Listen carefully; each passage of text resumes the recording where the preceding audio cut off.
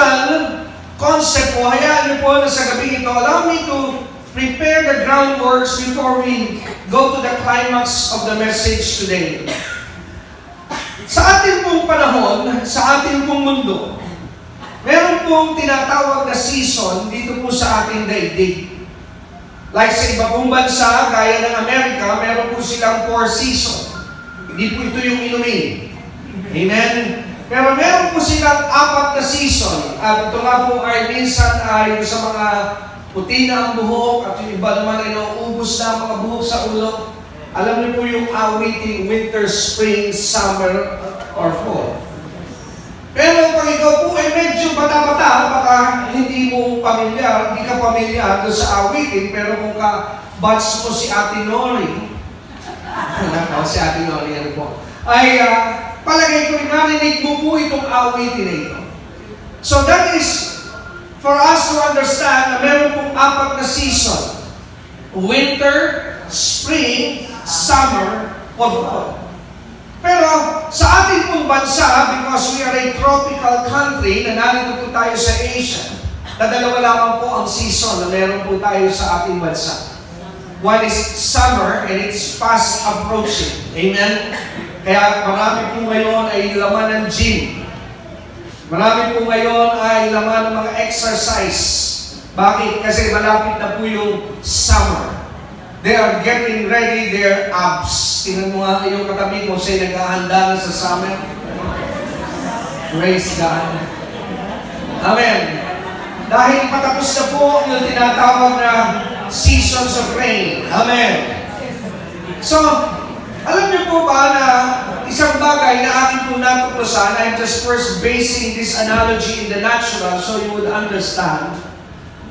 Habang inihahanda ko po ang aking sarili sa mensahe ngayong gabi, the Lord inspired me to meditate on seasons. Pag dumadating po ang season ng tag-ulan, there must be the presence of the element para po mabuo ang rainy season. Dahil pag wala po yung mga tamang elemento, hindi po darating ang tag-ulan. Naniniwala po ba kayo? Kaya nga po sa panahon ng summer, normally it happens during the month of March, April, and May. Bihira po tayong makaranas ng ulan because the element that will produce rain is not present. Pero sa panahon ng tag-ulan, kaya po bihira naman tayo makaranas ng tuloy-tuloy na tag-init because the elements to produce a long summer is absent. So I came to realize that season comes once the elements are already in place. Now you have to listen to me. Because if we are getting ready for a season of victory, there are things that we need to have in order for these seasons to come. Hello? Because seasons comes when the right things are in place. Nakukuha mo ba natin? Like for example, if you read through the book of Ecclesiastes, this is a principle that God has ordained. There is a season for everything, a time to be born, a time to die. Sabi mo na salita ng Diyos. Naniniwala po ba kayo na hindi po ipanganganak ang isang tao unless there is a meeting of two opposite sex between male and female? Then pag sila po'y nagsama, sila po'y nagtali at tumama po yung kanilang pagsasama, then there will be a seasons for birthing. Pero hindi na po totoo sa ating panahon ngayon at palagi ko imposible na po maulit at mangyari yung karanasan ni Virgin Mary na nabuntis na wala pong lalaki. Kaya nga minsan, sabi ko, may narinig akong kabataan, di ko nga po alam kung bakit ako nabuntis, hindi na uso dahil si Virgin Mary ngayon. Hello? May nangyari, kaya may naging deposito. Tingnan mo nga sandali ang iyong katabi, tandaan mo yan. Hello? So, once the things are met, then you are on your way to a new season, a time to bear a child. Hallelujah. Amen. Kaya meron pong tinatawag na layunin at meron pong dahilan At may mga elementong kailangan ang tinatawag na panahon. So today, we are believing that we are going to go through. Sino po dito ang naniniwala? Kaya kayo dumadalo ngayon, simula kagabi, at pangalawang gabi ngayon, because you are believing that you are about to enter on your seasons of victory. Hello? Let me give you a piece of advice. Marami po hindi nakikinabang sa gawain because they don't have a target. They don't have an objective. They just go through the motion. Dahil sumisimba lahat, nakikisimba na rin. Hello? Amen? Kaya pag may gawain, alamin mo yung tema. If the theme is about the Holy Spirit, then you have to believe that the Holy Spirit will touch you. Amen. Because nothing happened in the Christian world by accident. Everything is triggered by faith. Kaya nga, nai-announce na po sa atin that this is a season of victory, so you are expectant that you are about to enter into your seasons of victory. Amen. Papasok ka sa iyong panahon na tinatawag na tagumpay. How many of you are believing for that season to come to pass? Amen? A seasons of victory. And I was asking God, Lord, how can I explain this? And the Lord gave me Joshua chapter 1. Let's read. Sa book of Joshua chapter 1, ang sabi po ng verse 1, Now after the death of Moses, the servant of the Lord, it came to pass that the Lord spake unto Joshua, the son of Nun, Moses' minister, saying. So in verse 1, kung mapapansin po natin, yung setting na ito ay nangyari matapos na mamatay sino? Si Moses, na lingkod ng Diyos. At pagkatapos po na mamatay si Moses, nangyari ang karanasan na ito na ang Diyos, ang sabi ng Biblia, ay nangusap sa isang lalaki na ang pangalan ay Joshua. Now, if you go to verse 2, let's listen to what God said to Joshua. Ang sabi sa verse 2, Now Moses, my servant, is dead. Now therefore arise and go over this Jordan, thou and all these people, unto the land which I do give to them, even to the children of Israel. Now watch this. Now if you look at it, verse 2, ang sabi po, now the Lord is speaking here to Joshua. Ang Diyos na nagsasalita po rito kay Joshua. Ang sabi ng Diyos kay Joshua, take note of the word, Moses, my servant, is dead. Ang sabi ng Diyos, ngayon ang aking lingkod na si Moses ay patay na. What is God trying to tell Joshua here? Because the word next after this phrase, Moses, my servant, is dead, is followed by the word now. Let's say the word now. Sinusundan po ng salitang now yung unang mga salita na binanggit ng Diyos kay Joshua. So what God is trying to say to Joshua, the season of Moses is over and now you are on your season. Amen. Hello. Now, if you know, because I don't have the luxury of time tonight, now, the season of Moses is not quite good. Hindi mo sobrang ganda ng dinanas doon sa generation ni Moses. Because if you read the story of Moses in the book of Exodus, ang mga highlights sa buhay po ni Moses is a season of testing. That's symbolic of the wilderness, right? A season of correction. A season of pain. A season of laugh and crying. Kaya nga kung atin pong uunawain at babalikan, Moses had never experienced to enter into the promised land. Hindi po siya nakapasok. Kaya nga kung kayo po'y pamilyar sa kanya pong kasaysayan, nag-request na lamang po si Moses na kung maaari ay matanaw man lamang niya yung promised land. Pinagbigyan po siya ng Lord, but he never experienced. Now that is the season. Pero ang season ni Joshua, kung atin pong papansinin, just continue reading this, Ang sabi po ng Diyos kay Joshua sa verse 2, Moses, my servant is dead. Now therefore arise and go over this Jordan, thou and all these people, unto the land which I do give to them, even to the children of Israel.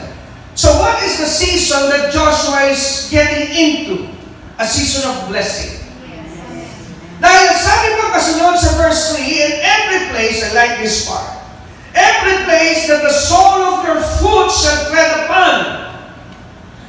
Sabi ng Diyos kay Joshua, ang bawat lugar na matatapakan ng iyong palyapak.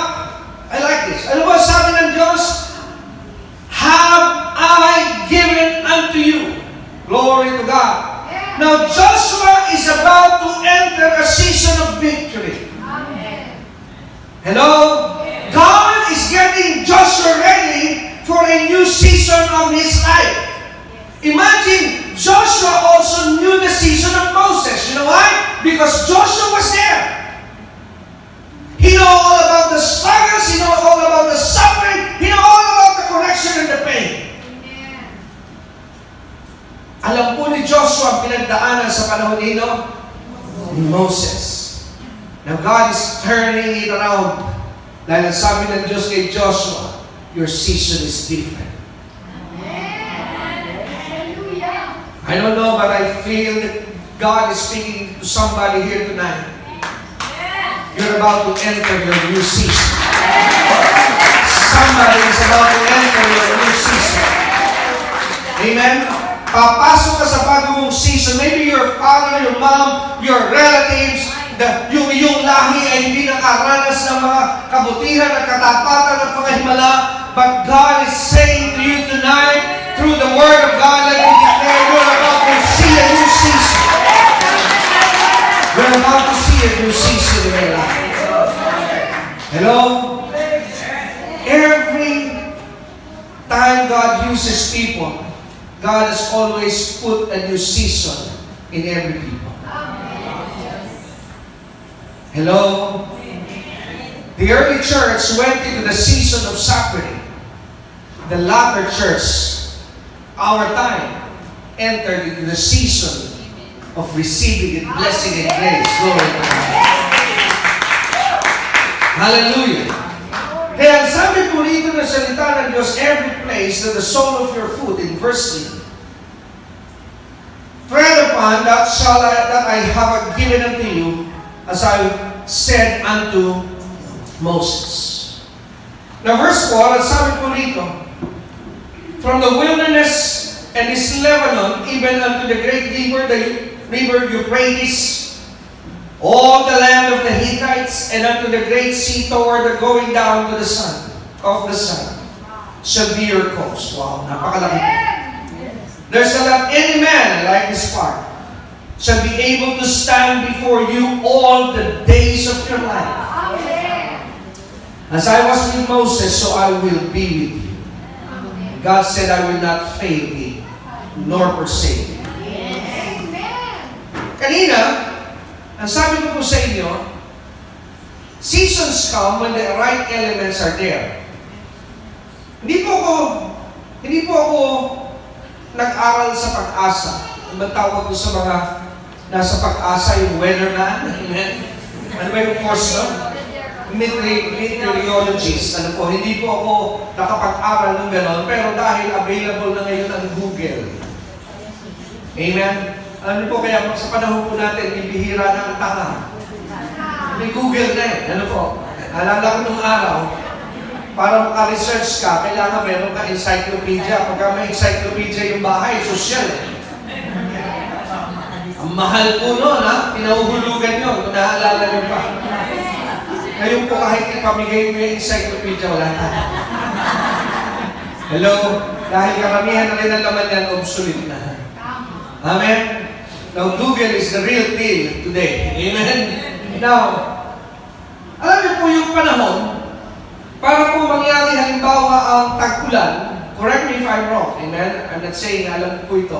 Pero kung tama po yung aking naiintindihan, pag nagtagpo po yung amihan, yung mga hangin na tinatawag na yan, ay nagsalubong. Dalawa yung, I believe, dalawa yan eh.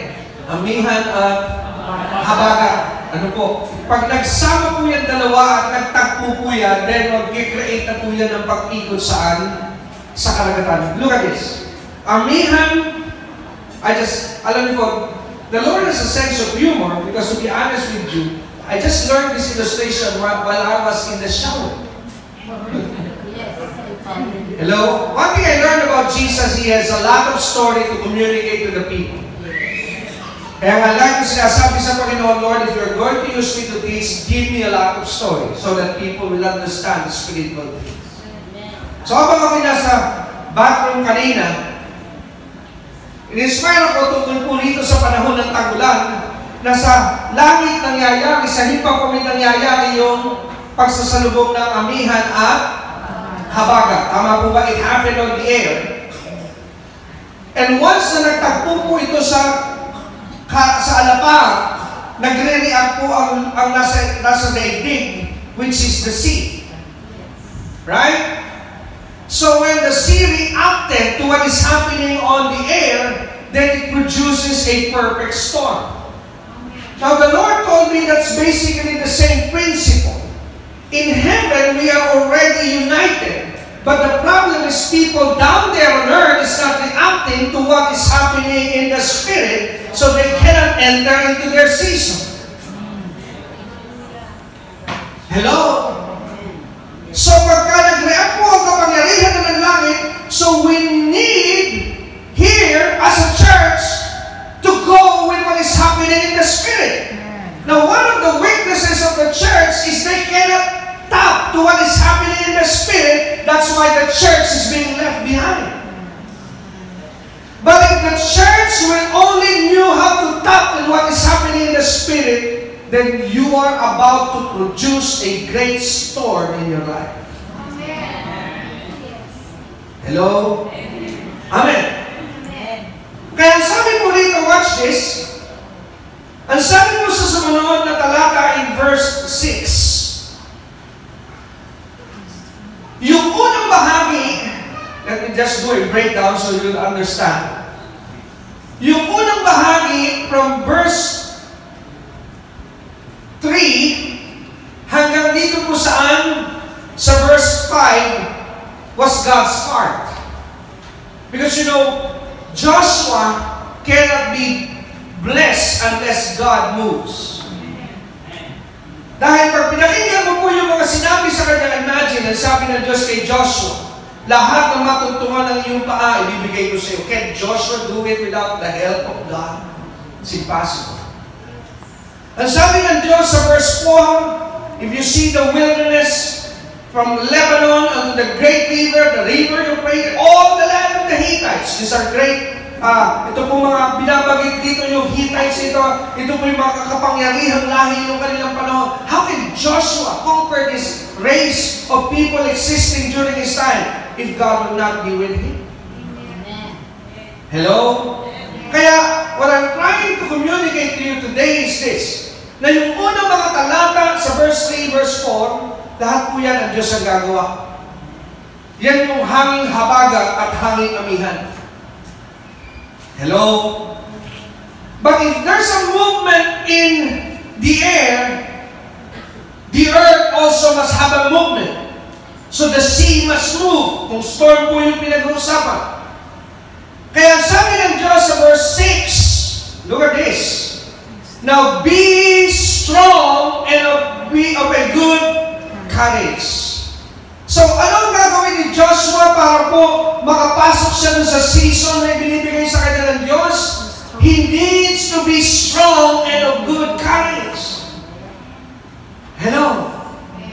Dahil inihanda na ng Diyos yung season, pero kung hindi makikooperate si Joshua, and his part of the season is having a strong attitude and a good courage, hindi po siya makakapasok. Naniniwala po ba kayo? Kaya the element that will be used for the part of Joshua, kailangan po siyang maging matibay at maging po siyang matapang. Kaya sabi po rito ng Diyos Sa verse 6, be strong and of a good courage, for unto these people shall thou divide for an inheritance the land, which I swear unto their fathers to give them. And if you would notice, verse 7, the Lord repeated it again. Be strong and very courageous. Dahil pag ipapasok ka ng Diyos sa bagong season ng iyong buhay, kailangan kang maging matapang. You know why? Because in this new season that God is about to give to you, some people that are close to you will never understand you.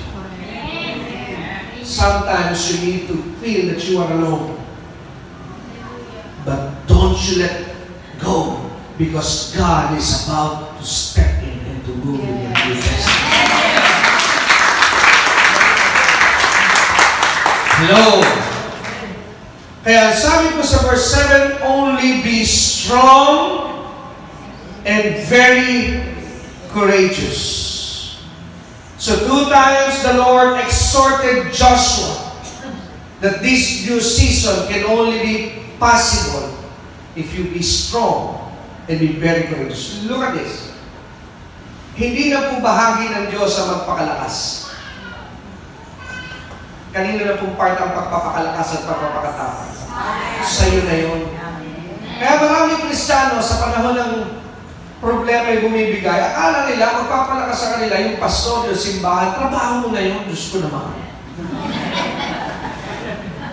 Hello? Sabi mo nga sa'yo, katabi, may ka naman, trabaho mo naman yun, magpakalakas, ikaw na yun. Hello? Amen? Amen? Have you ever noticed that? God did not provide Joshua the courage and the attitude of being strong. Sino po ang gagawa na nun? God gave it to Joshua. That's your part, Joshua. Here's my part. I will tell you the impossible to your mind that you cannot imagine. Sa sobrang laki nito, baka hindi mo matanggap, baka hindi mo maunawa, but I need you to be strong. And I need you to be very courageous. Now in verse 7, only be thou strong and be very courageous, that thou mayest observe to do according to all the law, which Moses, my servant, commanded thee. Turn not from it to the right hand or to the left, that thou mayest prosper, whithersoever thou goest. So atin po natuklasan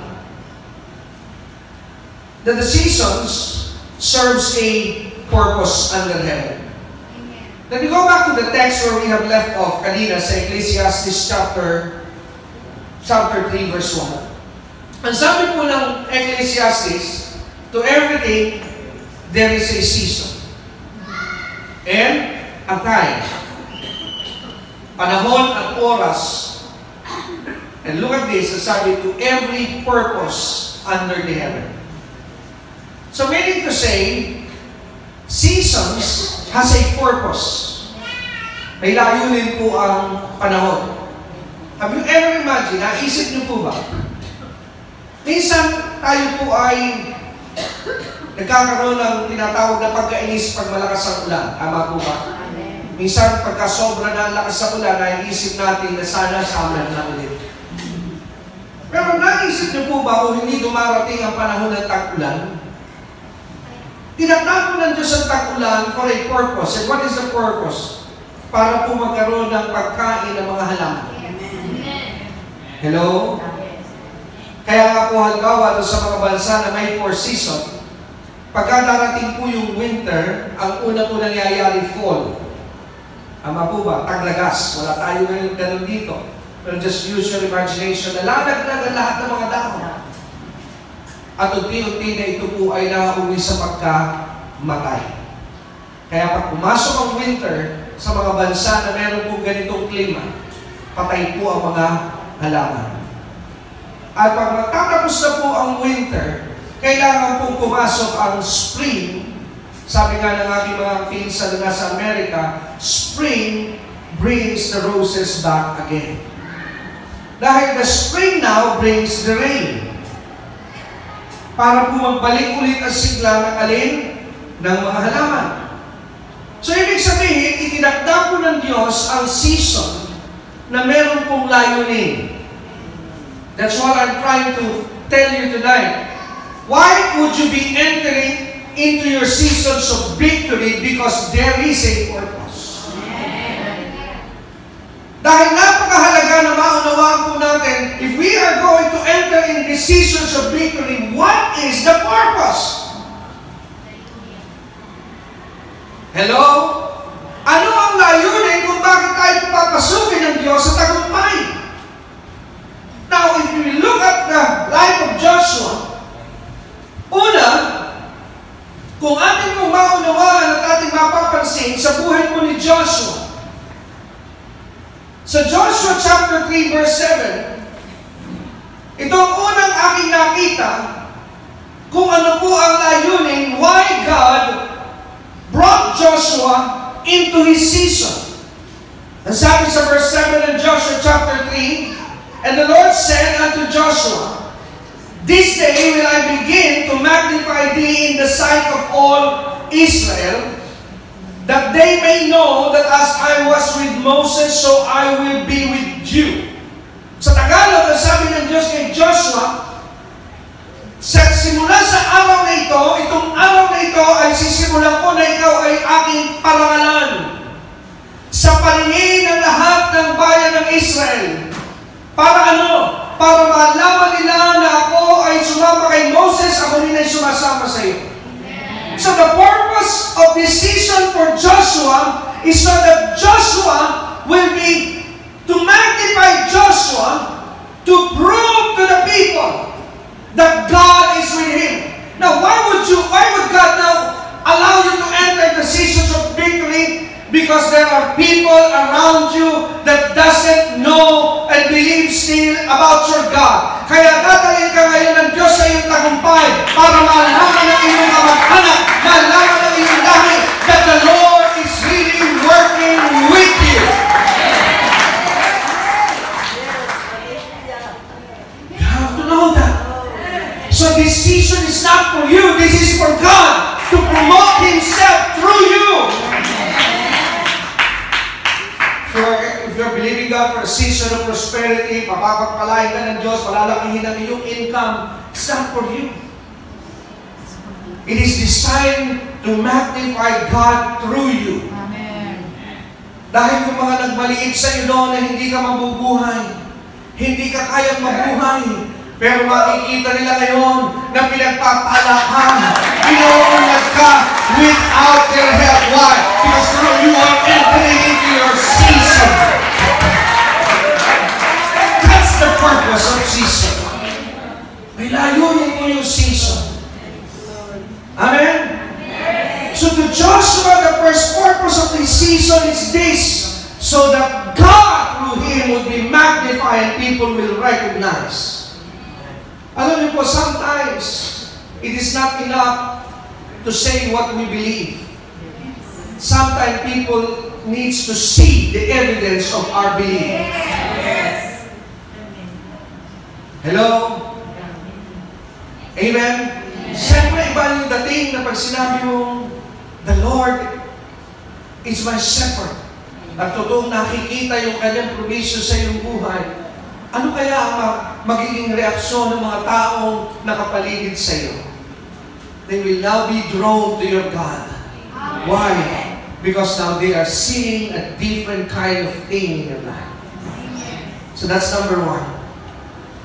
Number two, Joshua chapter 3 verse 10. And Joshua said, hereby you shall know that the living God is among you, and that He will without fail drive out from before you the Canaanites, the Hittites, binanggit po yan ng Diyos kanina sa Joshua chapter 1, the Hivites, the Perizzites, the Girgashites, the Amorites, and the Jebusites. So what is the purpose kung bakit po matatalo nila Joshua sa kanilang panahon itong mga lahi na ito that they have never won in the season of Moses? Now what is the purpose? Ang sabi po dito sa verse 10, that you shall know that the living God is among you. If you are sick, why would God heal you? so that people around you will believe that God is your healer. Amen. Bakit babayaran ng Diyos ang iyong mga utang? So that people that know you will know that your God, Jehovah, is a provider. Hello? Why? To let them know that God is with us. Kaya tayo po ipapasok ng Diyos sa tinatawag na seasons of victory. Number 3, Joshua chapter 4, verse 6. That this may be a sign among you. And when your children ask their fathers in time to come, saying, what mean ye by this stone? So watch this. Bakit po pumasok si Joshua sa kanyang season? Not only for him, but God is establishing the coming generation. Dahil para malaman daw ng mga apo ninyo na pinagpala ako ng Diyos, so you might as well serve the God that I serve, because you see it in my life. Hello? To be honest with you, ang dahilan kung bakit din po ako yung sumunod sa paglilingkod sa Diyos, because I see it in my parents' life. Dahil kung hindi po sila pinaranas ng Diyos sa mga himala, I would never follow the God that they follow. At nasasabi ko nga ngayon sa akin kung may bahay, dahil ngayon, the Lord now is using us as a family as well. For 3 years now, wala po kaming negosyo, wala po kaming sideline, hindi po kami nagbebenta ng tusino, longganisa, my way, Amway, wala po kami dalang networking sa simbahan. Hello? Amen?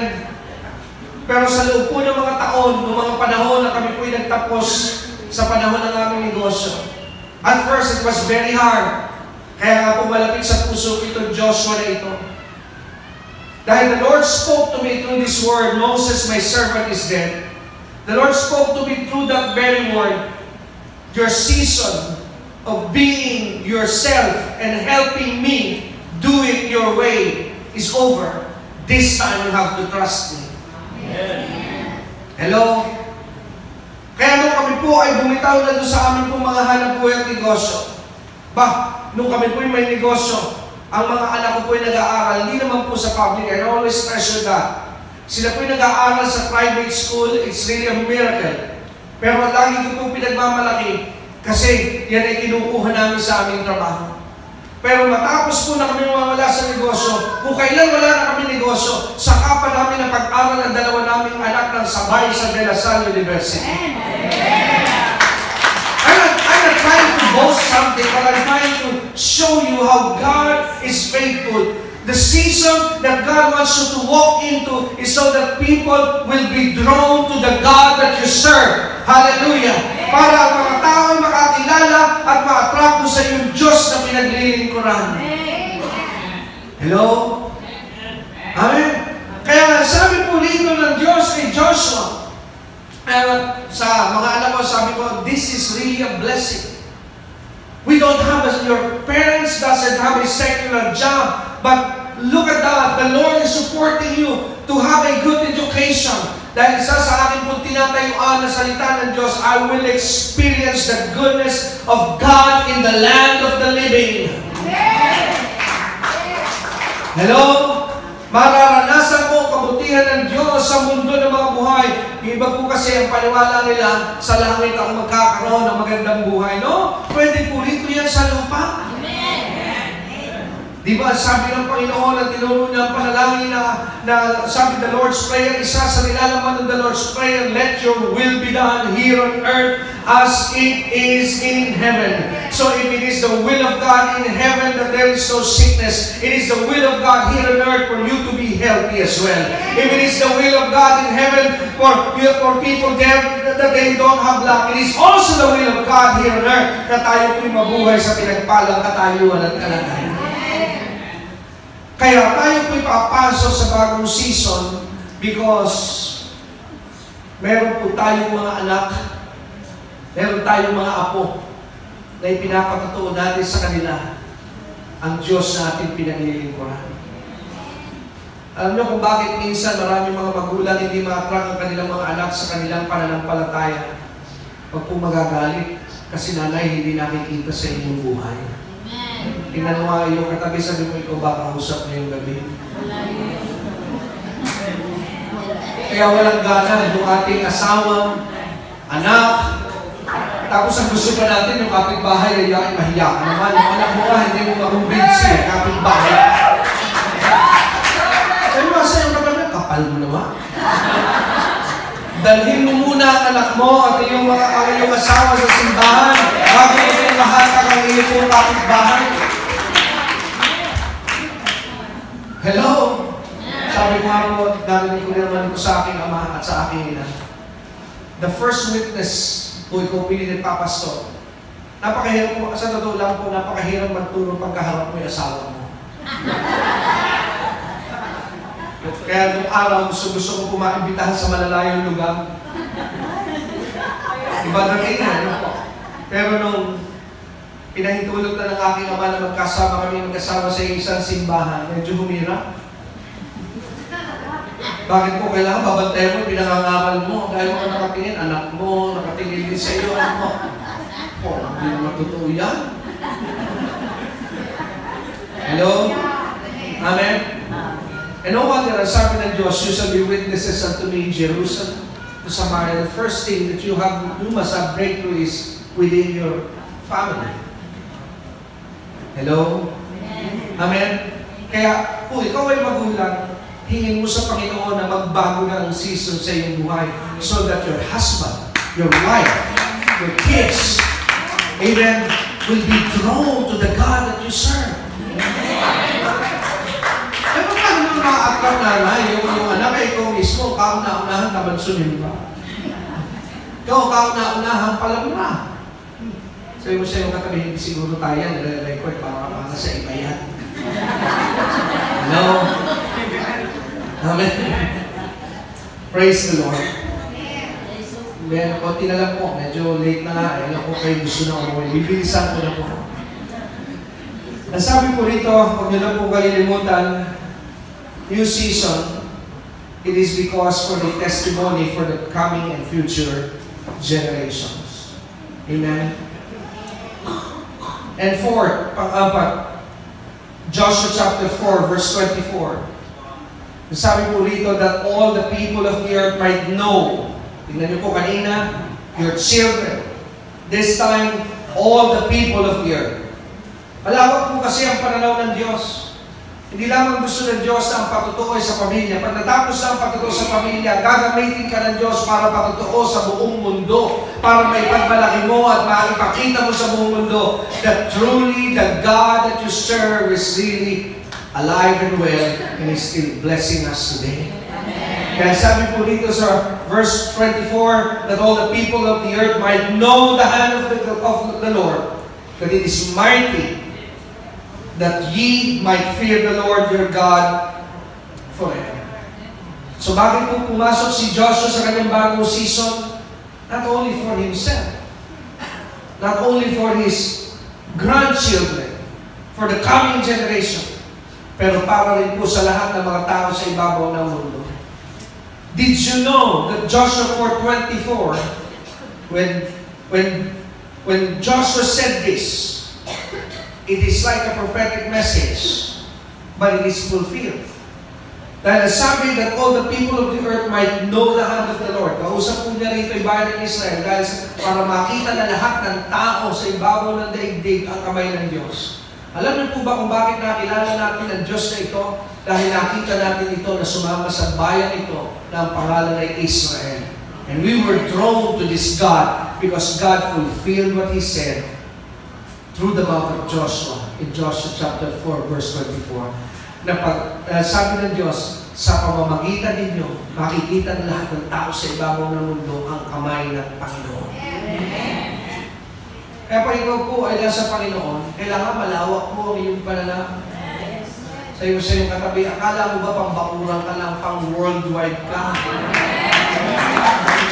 Hello? Amen. Alam mo ba, kahit mga Afrikano, pwede makaligtas sa atin eh. Amen. Now, number 5. Panglima. Ang sabi po dito sa panlima, Joshua 5 verse 1. And it came to pass, when all the kings of the Amorites, which are on the side of Jordan westward, kings of Canaanites, ito po yung mga bayan ng panahon ni Joshua, which were by the sea, hear that the Lord had dried up the waters of Jordan from before the children of Israel until we have passed over. And sabi dito that their heart melted, neither was their spirit in them anymore because of the children of Israel. Now, parang basic sa Tagalog na sabi ng salita ng Diyos sa verse 1, ang sabi, makikita ng lahat ng mga hari, ng lahat ng mga tao sa inyong paligid. Pag narinig nila ang ginawa ng Diyos sa inyong mga naranasan sa kamay ng Diyos, ano po mangyayari? Manghihinalin ang kanilang loob. Ibig sabihin, matatakot na sila sa inyo. So what is the purpose of the new season? So that you will have respect from other people that doesn't respect you. Ano, nakakasawa rin kung minsan pag pupunta ka sa bangko, ito'y karanasan ko, baka hindi na naranasan. Pag tinanong ka, ano po trabaho? Pag pastor, pwede matalikod yung mga bank manager. Hello? Napansin niyo po yun, kung tatanong ka sa sakyan, pag tinanong ka, ano pong trabaho mo? Pastor. Parang hindi sila interesado. Pero bakit ka mapapasukin ng Diyos sa bagong season? Para malaman nila na naglilingkod sa Diyos, mas maraming pera kaysa sa walang Diyos. That's the purpose of the new season. Hello? Na pag naghanap ng mga property ang biyaya ng Diyos, nag-uunahan ang mga nagbebenta ng lupa because they know that we are in our new season. We have all the resources. We have all the armaments and the materials that we need. That's the purpose of the new season. So that people will respect us because they will see that God is with us. Kung ikaw ay negosyante, dati yung paninda mo, parang ayaw nilang pakinggan, parang ayaw nilang marinig ang demo mo. Pero darating ang panahon, kapatid, hear the word of the Lord, na darating na ang panahon mo, na hindi ka na mahihirapang ibenta yung ibinibenta mo dahil sila na maghahanap sa iyo. Magugulat ka, magtataka ka dahil sila na ngayon na nakikiusap na suplayan mo sila. Why? Now you will know. Remember this, pag naroon ka na sa panahon yon, lalahanin mo kami pag nasa paraiso ka na. Bibiro naman po. Kasi minsan pag naroon na sa paraiso, mga Kristiyano, nakakalimutan na ang church eh. Ano, nasa na si brother? Nasa Boracay, brad. Sabi mo sa iyo katabi, pwede ba pag nasa bagong season ka na, alalahanin mo kami pag nasa paraiso ka na. Hello? Amen. So yung panlima, ano po yung panlima? People will respect you. Amen? And lastly, sabi mo sa iyo katabi, last na raw, praise God. Joshua chapter 5 verse 9, and I like this, kaya nilagay ko po ito sa bilang. And the Lord said unto Joshua, this day have I rolled away the reproach of Egypt. Alam niyo, bayan ng Israel, sila po ay parang laging kawawa dahil may marka sila ng pagiging alipin sa Egypt. Kaya pinapasok sila ng Diyos sa panahon ng Joshua sa bagong season dahil aalisin na sa kanila ang bakas ng pagiging alipin. When you are entering to your new season, dahil maaaring ikaw ay ang bakas mo, you are the weakest link in your family. Ikaw ang pinakamahina sa iyong lahi. Ikaw ang pinakamababa sa iyong mga kamag-anak. But God will remove that because you are about to enter into your new season. Hello? Papasok ka sa bagong season. Kaya yung mga reproach, yung mga kapintasan, mga kahinaan na taglay-taglay mo before, it will never be an issue today because right now you are in a new season of your life. At bilang pagwawakas at pagtatapos, remember, when this season is about to come, meron kang gagawin. At ano po yung gagawin? The same with what Joshua did. Be strong and be very courageous. Hallelujah. At meron pang dalawang paalala ang salita ng Diyos sa atin ngayong gabi. Two things that we need to avoid para po hindi po maantala ang season na ito. Do not fear and do not be dismayed. Fear is the exact opposite of faith. And worry is a means for you to sink. Kaya magpakalakas ka, magpakatatag ka, at huwag kang matakot. Dahil papasok ka ngayon sa iyong tinatawag na seasons of victory. Can you all stand? Hallelujah. Can you all stand up? Hallelujah. Glory to God. Hallelujah. If you got the message, could you raise your hands? Kung naman po inside, and you believe it is for you tonight. Kung naniniwala ka na yan ay para sa iyo. Just can you bless the Lord? Hallelujah. Can you just raise your hands up high? Pero kung hindi ka naniniwala, yata para sa akin, just thankful. You just stand. Yata ka yung stand. You can sit down. It's okay. But if you believe that this message is for you, it's time to praise God. It's time to praise God. Raise up that two hands in heaven. Hallelujah. Come on and start celebrating. Start celebrating. Start worshiping God. Hallelujah. Sige po, sige po.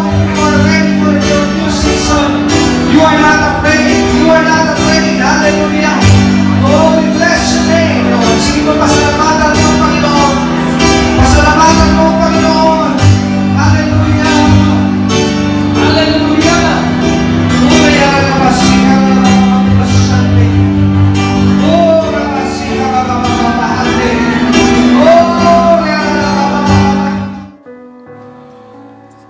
Purihin ang Diyos. Tunay po na napakabuti ng ating Panginoon.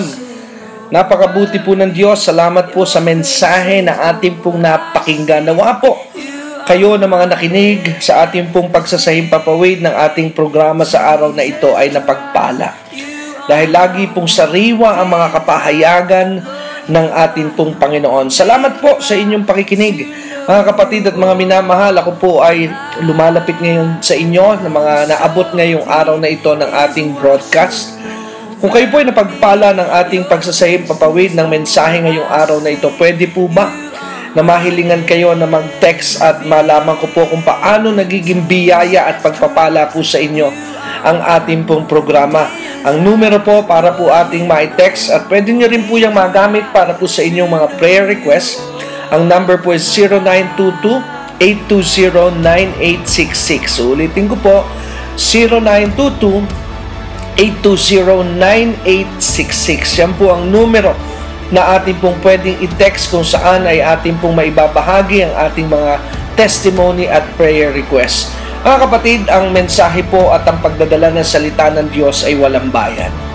Ngunit hindi ko na po papaligoy-liguyin, papaikot-ikutin pang, ngunit ang paraan at ang pagdadala ng salita ng Diyos, ito po'y nangangailangan ng tinatawag na tulong pinansyal.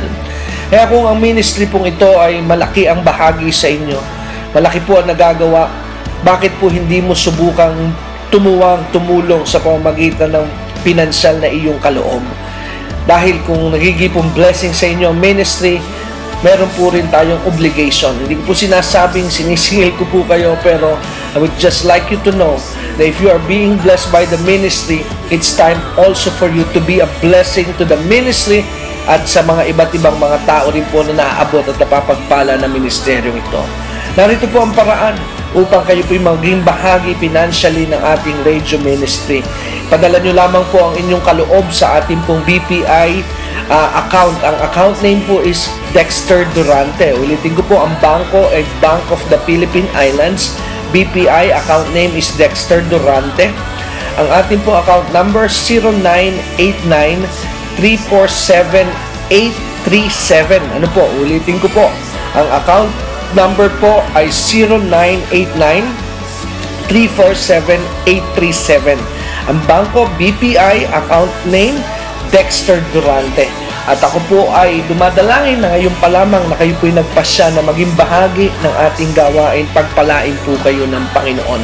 At yun din mga kapatid, nais ko po kayong anyayahan kung gusto nyo pong patuloy na mapakinggan ang ating mga palatuntunan na kayo may internet. Pumunta lamang po kayo sa www.awr.org www.dexterdurante.com. Ulitin ko po, www.dexterdurante.com. Ang spelling po, lahat po ito is small letter, DEXTERDURANTE.com. Ano po? At doon po makikita ninyo ang mga links, ang mga ministry tools, ang mga Bible study tools na inyo po pwedeng pakinabangan. Nandun din po ang ilang mga paanyaya. Kung kayo po ay naghahangad na makasama kami every Sunday, nandun po ang mga announcements para po makasama namin kayo sa aming pong panlingguhang gawain. Hanggang dito na lamang po at hanggang sa mga susunod po na ating pagsasaimpapawid ng ating programa at palatuntunan. Again, my name is Brother Dexter Durante, nagsasabing ang pagpapala at biyaya ng Diyos ay lagi ninyong maranasan. God bless you everyone.